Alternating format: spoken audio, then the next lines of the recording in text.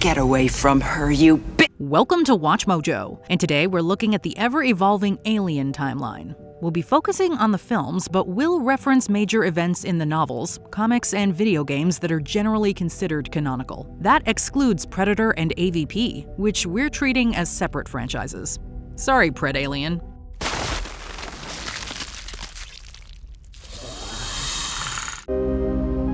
In the beginning, there were the engineers.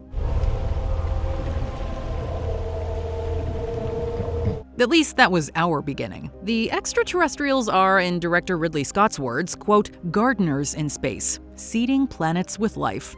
Prometheus opens with an engineer drinking a black mutagenic liquid and donating his DNA.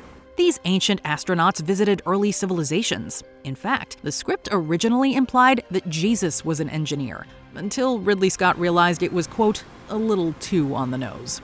Nonetheless, it was around the time of Christ's crucifixion that the engineers decided a do-over was in order. On the moon LV-223, in the binary star system Zeta Reticuli, they loaded a ship with ampules of black liquid.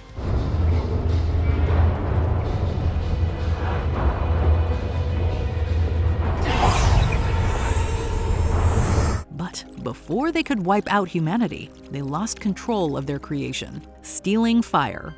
Fast forward all the way to 2093 AD, when the space exploration vessel Prometheus touches down on that same moon, guided by ancient pictographs. Right there.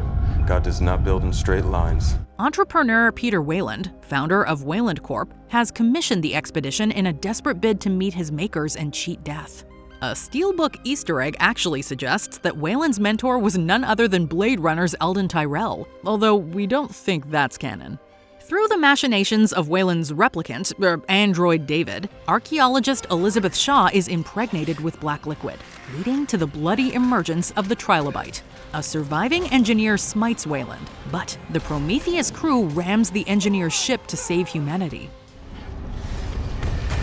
Just run sideways!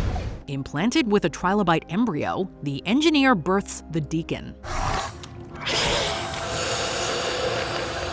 Meanwhile, Shaw and David escape on an engineer juggernaut in search of answers, looking for paradise.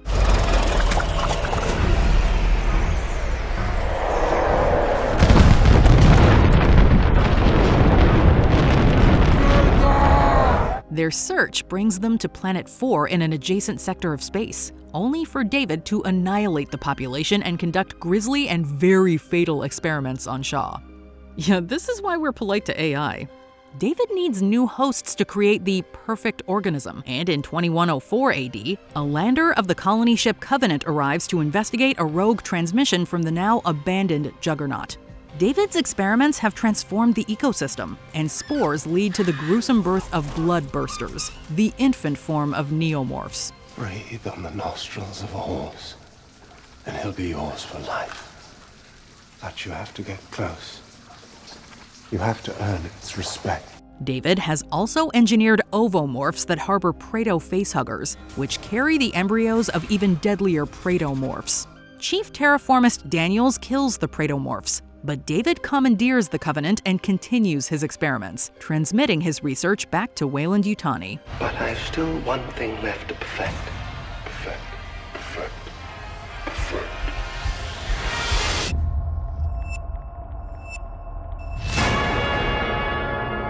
My queen. Final girl and cat.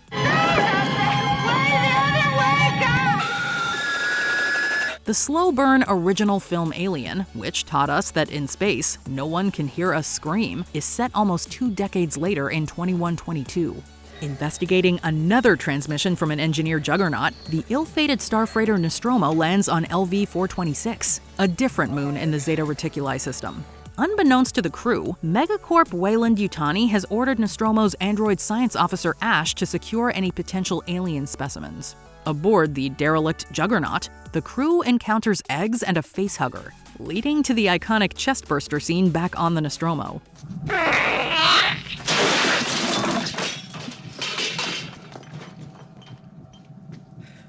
One by one, the xenomorph hunts down the crew. Come on, baby.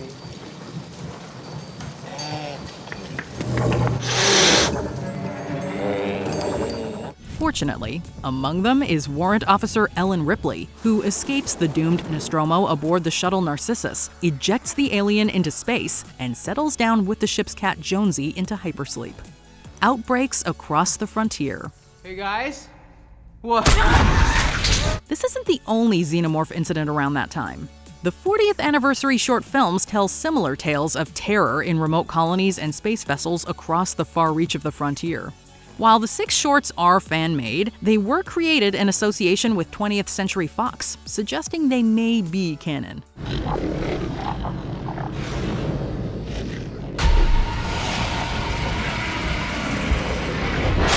Man, we think we'll just stick to Earth, thanks. Space exploration in this universe is just not worth it.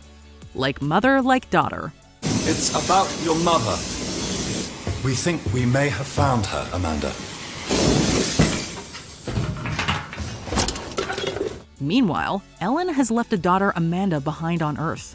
Hoping to find her mother, in 2137, Amanda joins a Weyland-Yutani expedition to the space station Sevastopol in the Zeta Reticuli system, where a salvage crew has brought the Nostromo's flight recorder. Unfortunately, the salvage crew first followed the flight recorder's data back to Alien's good old LV-426, where they picked up a nasty stowaway. The video game Alien Isolation sees Amanda follow in her mother's badass footsteps, surviving a xenomorph infestation and murderous androids. Amanda's adventures continue in the comics, teaming her up with Private Zula Hendricks as they seek to sabotage and expose Weyland-Yutani's bioweapons programs. Just stay out of space. Is this really where you want to spend the rest of your life? You know I don't. 5 years after the events of Alien Isolation, aboard yet another troubled space station, a group of young colonists also stumbles across the aliens. These are the events depicted in Alien Romulus, taking place on the Weyland-Yutani Space Station Renaissance, which comprises the modules Romulus and Remus. Open the door, come on! Run. In Roman mythology, Romulus slew his twin brother Remus in a dispute over where to found Rome. Not really auspicious names for a space station, if you ask us. Are you sure you want to do this? Ellen's return. It ain't over for poor Ellen. In the year 2159, 37 years after she entered cryosleep, Ash puts her through the ringer again. Before his demise, he had uploaded his mind into the Narcissus and now diverts the shuttle to the alien-infested mining vessel Marion. Ripley survives the ship and the mines on the planet below, and Ash is erased. Oh, but Ripley has those memories wiped and re-enters cryosleep, which is awfully convenient because that's how she's found in 1986's Aliens. Revived again in 2179, Ripley reluctantly returns to LV-426, where terraforming colony Hadley's Hope has gone radio silent. Hey Ripley, don't worry. Me and my squad of ultimate badasses will protect you. In the extended cut, Ellen learns that her daughter Amanda died 2 years before, a scene that sets up her maternal feelings towards the last surviving colonist Newt. Get away from her, you. After a showdown between Ripley and an alien queen, the survivors hit the snooze button back aboard the warship Sulaco, and all live happily ever after. Just kidding. Out of the frying pan. Unfortunately, there is an alien egg on the Sulaco. How, you ask? Yeah, Alien 3 had a troubled production, so let's just skip over that one. How'd it get there? The facehugger's acidic blood ignites a fire, and the cryochambers crash on the prison planet Fiorina 161. Newt's rescue was for naught. Mr. Mystery Facehugger attaches to the dog Spike, and, well, this is one dog that does not survive the movie. What emerges is a runner xenomorph. Ripley realizes that she's also been implanted with an alien queen, and after killing the runner, she sacrifices herself to keep the queen from Weyland-Yutani. What are you doing?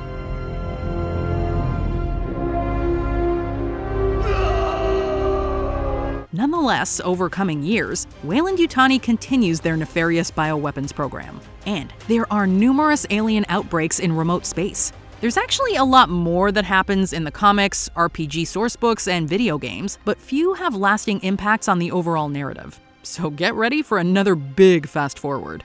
Back from the dead. She'll breed. You'll die. Everyone in the company will die. 2 whole centuries after Alien 3 in the year 2381, Ripley returns again, this time as a clone, and with the Alien Queen's DNA mixed in. United Systems military scientists on the research vessel Auriga have also cloned the Queen and bred xenomorphs. Great idea, right? Your attention, please. Security breach. MedLab level 15. Obviously, the aliens break free and run or swim amok. A hybrid alien, the Newborn, commits matricide and stalks Ripley onto the mercenary ship Betty, where Ripley experiences the death of yet another child. Sort of.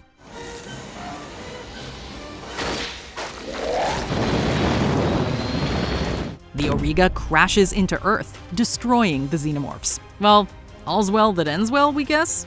Before we continue, be sure to subscribe to our channel and ring the bell to get notified about our latest videos. You have the option to be notified for occasional videos or all of them. If you're on your phone, make sure you go into your settings and switch on notifications. A few loose ends. A couple of decades before events in Alien Resurrection, megacorporations had been banned, putting an apparent end to Weyland-Yutani's schemes. Terran growth conglomerate. They had defense contracts under the military. But after the Auriga's crash, the company steps in to clean up the mess, winning public support, and is soon back in business. Over a century later, in 2497, Ellen and Amanda's descendant Alan Decker would find himself fighting xenomorphs on the planet LV-178 in the same mines that Ellen once did. His ordeal ends with Weyland-Yutani in possession of xenomorph specimens. That's incredible. Bummer. Of course, we know what you've really wanted to know this whole time. And we're happy to tell you that after Ellen was revived in 2179, Jonesy remained on Earth, living out the rest of his life being the most handsome boy. And you little shithead, you're staying here. Tell us, which is better, Alien or Aliens? Pick a side in the comments. That's it, man. Game over, man. It's game over.